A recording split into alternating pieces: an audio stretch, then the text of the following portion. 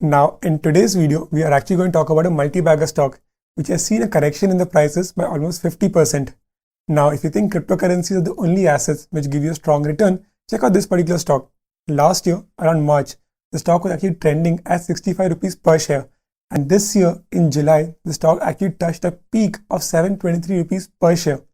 That means the stock has actually grown by more than 10 times in a span of 1 year. Now, that's a very high return. Also, this particular company has recently seen a price correction. The stock has actually gone down by nearly 50%. The company which we are talking about is Laurus Labs.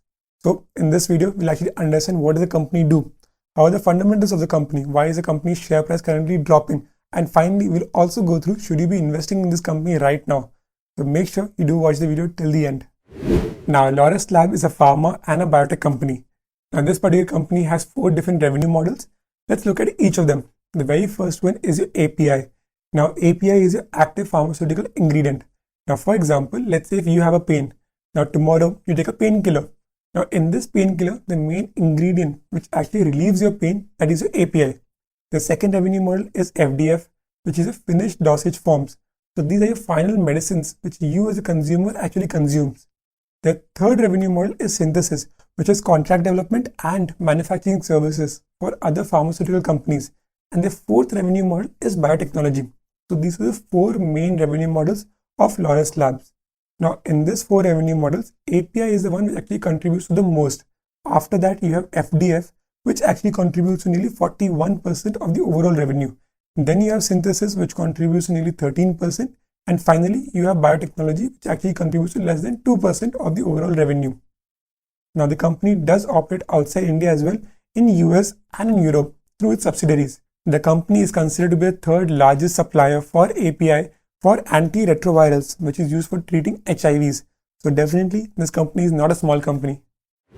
Now, the company is currently trending at 453 rupees per share and has a market cap of 24,000 crores. So definitely, it's a large cap company. Now, looking into its ROCE, which is a return on capital employed, the company has a return on capital employed at 39.6%. Now, ROCE basically means that, let's say if you give me 100 rupees tomorrow and using this 100 rupees, I'm able to generate another 39 rupees. So in total, I have made 139 rupees using your 100 rupees. That means my ROCE is 39%. So similarly, Laurus Labs has a ROCE of 39.6%.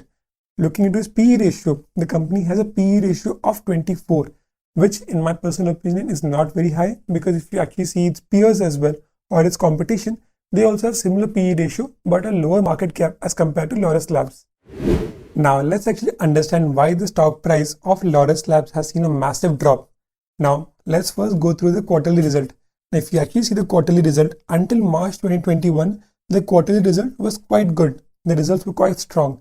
And the same can actually be seen in the share price as well. They were seeing an upward trend until March 2021.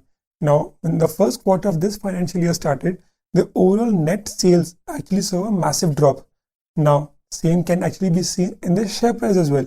The upward trend actually started going towards a sideways trend because they had one quarter where the net revenue and the net sales actually saw a drop.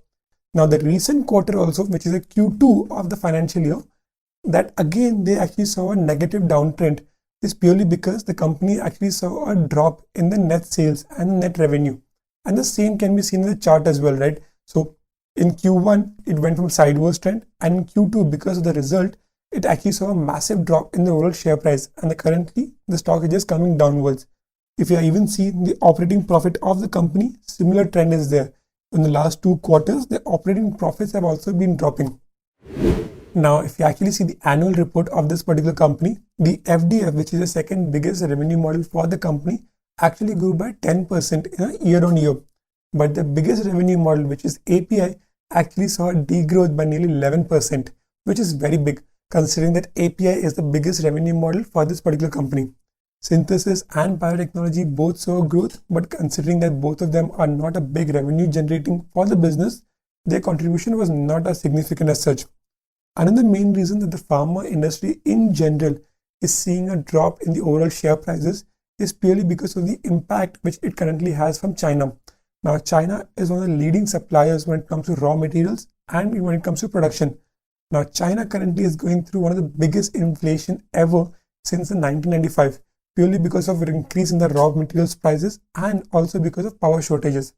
Now, considering that China is a leading supplier, that has led to a drop in the overall profit margins of these pharma companies as well, due to which their operating profits have also been dropped. And finally, should you be actually investing in this particular company right now? Let's actually come to this particular conclusion after going through a couple of key data points. Now, the company is actually expanding its production unit, so they're trying to increase the overall capacity of the production. The second main thing is that the company actually aims or targets to achieve 1 billion in terms of sales by financial year of 2023. Now, as per the latest reports, the company is in a very tight margin to actually achieve this particular goal. Third main thing is that the production prices and the raw materials from China will not stabilize in the next couple of months. It will take at least maybe 1 to 2 quarters more because of the high inflation rate which is currently happening in China. And the fourth main point is that looking into the chart of this particular company, you can clearly see that the stock is currently in a downtrend. And the next support area is actually at 383 rupees per share. And until then, there can be a further drop in the share price as well. Now, based on the above few points, from a short-term perspective, I personally will not be investing into this company purely because the API business model as a whole has actually seen a drop by 10%. Now, for this business model to actually start growing, it will not happen maybe in a week or two. It'll actually take maybe a quarter or two, right? So it'll take some time. And from a long-term perspective, again, the company is currently in a downward trend. There can be a better price point to actually buy this particular stock from a long-term point of view. So I will not be investing into this company right now purely because of these two reasons.